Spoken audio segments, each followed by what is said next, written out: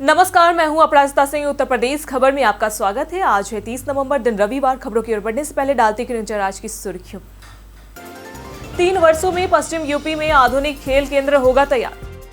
उत्तर प्रदेश सरकार ने भ्रष्टाचार रोकने और जीरो टॉलरेंस नीति लागू की। आज रांची में होगा India south Africa ODI final match. संत प्रेमानंद जी के दर्शन को उमड़ी श्रद्धालुओं की भीड़। यूपी में दिसंबर की बारिश में मैदानों में पड़ेगी कड़ाके की सर्दी।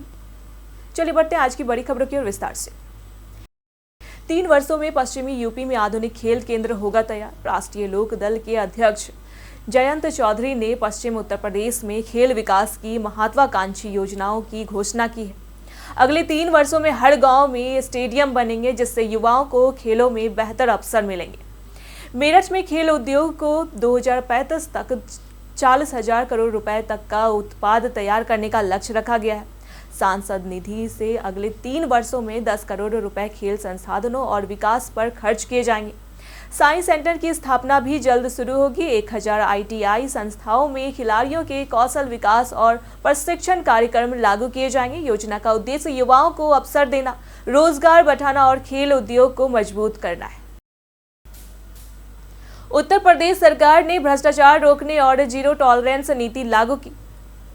उत्तर प्रदेश की योगी सरकार ने भ्रष्टाचार के खिलाफ जीरो टॉलरेंस नीति लागू की है। अलीगढ़ मंडल के कई सरकारी अधिकारी और कर्मचारी एंटी करप्शन थाने की निगरानी में है। आय से अधिक संपत्ति की जांच की जा रही है, जिसमें 3 पुलिसकर्मी शामिल है। 1 दरोगा की जांच पूरी हो चुकी है और मुकदमा दर्ज करने की तैयारी है। 21 नवंबर 2022 को छेरत पुलिस लाइन में एंटी करप्शन थाना बनाया गया, जो 4 जिलों में रिश्वत और भ्रष्टाचार की शिकायतों की सुनवाई करता है। जनता किसी भी रिश्वत की सूचना 9454402484 या ईमेल aligarh.al@up.gov.in पर दे सकती है।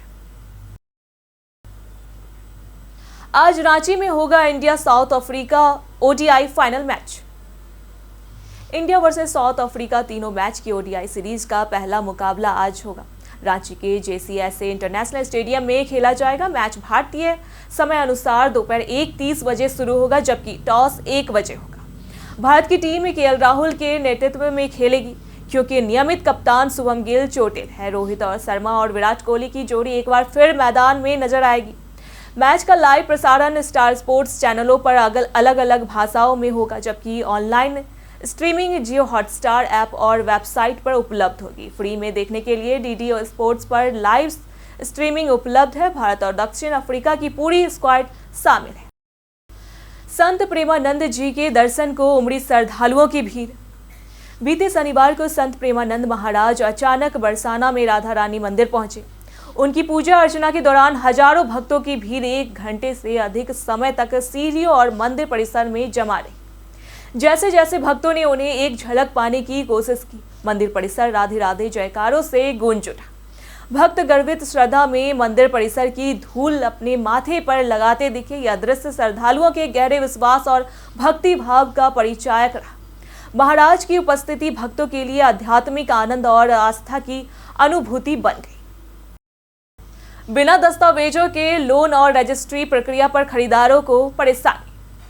उत्तर प्रदेश के कानपुर जिले में रजिस्ट्री विभाग ने हाल ही में सर्वर बदलने के बाद 2017 से पहले की संपत्ति रजिस्ट्री रिकॉर्ड ऑनलाइन पोर्टल से गायब हो गए। Stamp and registration department of Uttar Pradesh के अनुसार डाटा माइग्रेशन के कारण पुराने रजिस्टर नहीं दिख रहे हैं। नतीजतन घर जमीन खरीदने वक्रिय करने वाले कई लोग परेशान हैं, क्योंकि बैंक लोन प्रक्रिया और संपत्ति इतिहास की जांच नहीं हो पाई।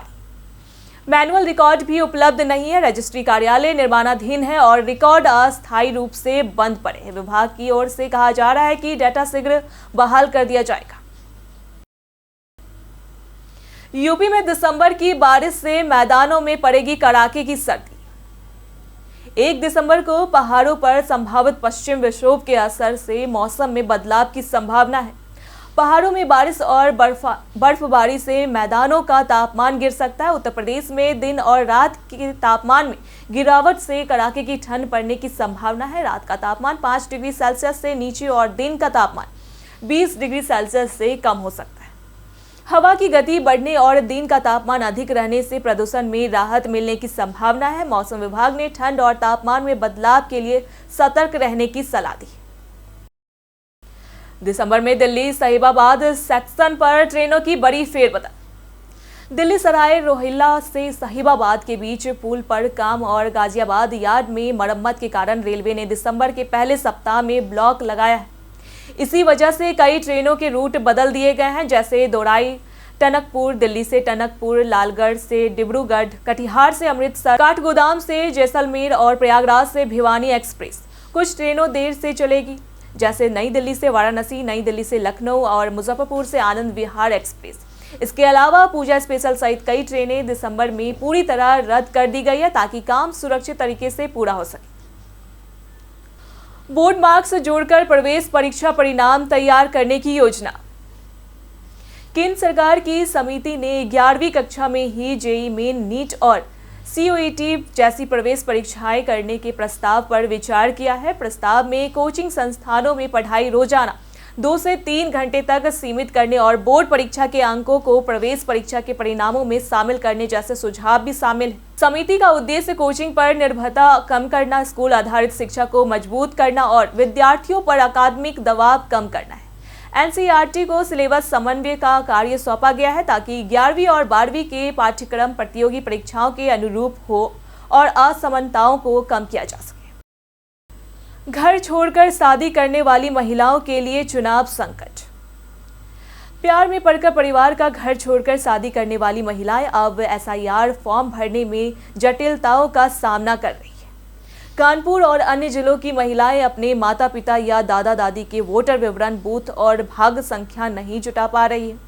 परिवार से संपर्क टूटने के कारण पड़ोसियों और अन्य जानकारों से जानकारी इकट्ठा करने की कोशिश कर कानपुर में गणना प्रपत्र केवल 42% ही भरे जा पाए हैं और अभियान खत्म होने में केवल 6 दिन बचे।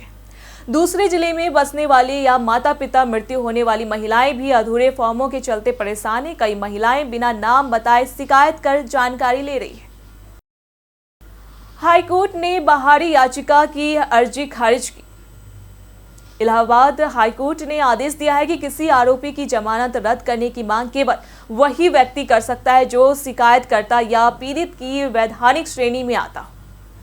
बाहरी व्यक्ति या अजनबी इस अधिकार के पात्र नहीं है। इस आधार पर न्यायमूर्ति कृष्ण पहल ने निखिल कुमार की याचिका खारिज कर दी, जिसमें उन्होंने आरोपी आमिर की जमानत रद्द करने की मांग की थी। कोर्ट ने पाया कि याची ना तो मामले का पीड़ित था, ना शिकायतकर्ता। याचिका की अर्जी व्यक्तिगत प्रतिशोध पर आधारित थी। उसे 25,000 रुपए हर्जाना लगाया गया। आज उत्तर प्रदेश के पर्यटन में बात होगी आगरा किला की। आगरा का किला, जिसे लाल किला भी कहा जाता है, मुगल सम्राट अकबर के 1565 से 1573 में बनाया था। यह पहले हुमायूं के राज्याभिषेक का स्थल था और बाद में शाहजहां ने इसे सफेद संगमरमर में महल बनाया। किले में दिल्ली गेट, लाहौर गेट, अकबर दरवाजा, शीश महल, शाहबुर्ज और जहरोका शामिल है। यहाँ जहांगीर का चेन ऑफ जस्टिस और बहाली की गई जल स्रोत भी है। किला कई राजवंशों के अधीन रहा, जैसे जाट, मराठा और ब्रिटिश। यमुना के किनारे स्थित यह किला यूनेस्को विश्व धरोहर स्थल है और वास्तुकला एवं मुगल इतिहास में महत्वपूर्ण स्थान रखता है। दिसंबर में बैंक और शेयर बाजार की छुट्टियों का कैलेंडर हुआ जारी। दिसंबर में बैंक 18 दिन बंद रहेंगे, जिसमें 4 रविवार, 2 शनिवार और 12 विशेष छुट्टियां शामिल हैं।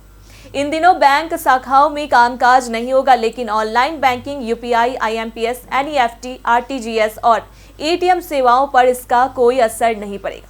इसलिए ग्राहक डिजिटल माध्यम से लेन देन और अन्य बैंकिंग कार्य निपटा सकते हैं। वहीं शेयर बाजार में दिसंबर में 9 दिन ट्रेडिंग बंद रहेगी, जिसमें 4 रविवार, 4 शनिवार और 25 दिसंबर को क्रिसमस शामिल है। इन बंद दिनों के अनुसार निवेशक और ग्राहक अपने वित्तीय और व्यापारिक कार्यों की योजना बना सकते हैं। घर बैठे आधार मोबाइल नंबर अपडेट अब आसान हुआ। यूआईडीएआई ने नया आधार ऐप लॉन्च किया है, जिससे अब घर बैठे आधार कार्ड में रजिस्टर्ड मोबाइल नंबर बदलना आसान होगा। इसके लिए ओटीपी वेरिफिकेशन और फेस ऑथेंटिकेशन की सुविधा है। किसी डॉक्यूमेंट या एनरोलमेंट सेंटर जाने की जरूरत नहीं पड़ेगी।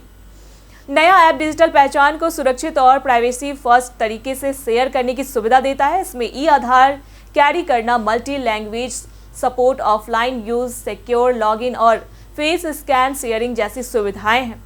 ऐप से बैंक केवाईसी, सिम एक्टिवेशन और होटल चेक इन जैसी सेवाएं तेज होगी। 2009 में शुरू हुए आधार का यह कदम डिजिटल इंडिया की दिशा में महत्वपूर्ण है। आज उत्तर प्रदेश की पहचान में बात होगी अमिताभ बच्चन की। अमिताभ बच्चन भारतीय सिनेमा के इतिहास के सबसे प्रभावशाली और सफल अभिनेताओं में से एक हैं। 1942 में प्रयागराज में जन्मे उन्होंने 5 दशक से अधिक लंबे कैरियर में 200 से अधिक फिल्मों में काम किया। जंजीर, दीवार, शोले जैसी फिल्मों ने उन्हें एंग्री यंग मैन की पहचान दी और वे 1970 से 80 के दशक के सबसे बड़े सुपरस्टार बने। उन्होंने 4 राष्ट्रीय फिल्म पुरस्कार और 16 फिल्म फेयर पुरस्कार जीते। राजनीति, टीवी, वॉइस ओवर और अंतर्राष्ट्रीय प्रोजेक्ट्स में भी सक्रिय रहे। कौन बनेगा करोड़पति ने उन्हें नए युग का लोकप्रिय चेहरा बनाया। सामाजिक कार्यों, वैश्विक लोकप्रियता और पारिवारिक मूल्यों के कारण वे भारत के सबसे सम्मानित सार्वजनिक व्यक्तियों में से गिने जाते हैं। आज के इतिहास में भारत की प्रेरणादायक घटनाओं की झलक। आज के दिन भारत के इतिहास में कई प्रेरणादायक उपलब्धियां और महान व्यक्तित्व याद किए जाते हैं, जिन्होंने देश की सांस्कृतिक, बौद्धिक और सामाजिक प्रगति में अहम योगदान दिया। वर्ष 2000 में प्रियंका चोपड़ा ने मिस वर्ल्ड का ताज जीतकर भारत को वैश्विक मंच पर सम्मान दिलाया। 1831 में जन्मे इतिहासकार रोमिला थापर ने भारतीय इतिहास लेखन को नई दिशा दी, जबकि 1944 में जन्मी साहित्यकार मैत्रेयी पुष्पा ने हिंदी साहित्य को समृद्ध बनाया। 1965 में दिल्ली में स्थापित गोड़ियों का संग्रहालय सांस्कृतिक धरोहर के रूप में लोकप्रिय हुआ। वैज्ञानिक राजीव दीक्षित और लेखक रमेश चंद्र दत्त के योगदान आज भी प्रेरणा बनकर याद किए जाते हैं। बीते दिन बहुत से लोगों ने हमारे वीडियो को लाइक किया था। जिन्होंने हमारे वीडियो को लाइक किया था उनके नाम हैं दिनेश शुक्ला, अरुण गुप्ता, सुरेश तिवारी, कपिल कुमार, दीनानाथ प्रसाद, सुनील सिंह, वीरेंद्र सिंह, राकेश सोनकर। इसी के साथ बढ़ते हैं आज के सवाल की ओर। आज का सवाल है, आज का मुकाबला कौन जीतेगा, भारत या साउथ अफ्रीका? आप अपना जवाब हमें हमारे कमेंट सेक्शन में लिखकर जरूर बताएं। आज के लिए इतना ही। उत्तर प्रदेश की तमाम खबरों के साथ बने रहने के लिए देखते रहे डेली यूपी। और साथ ही अगर आप यूट्यूब चैनल पर देख रहे हैं तो चैनल को सब्सक्राइब करें। अगर आप फेसबुक पेज पर देख रहे हैं तो लाइक और फॉलो करें।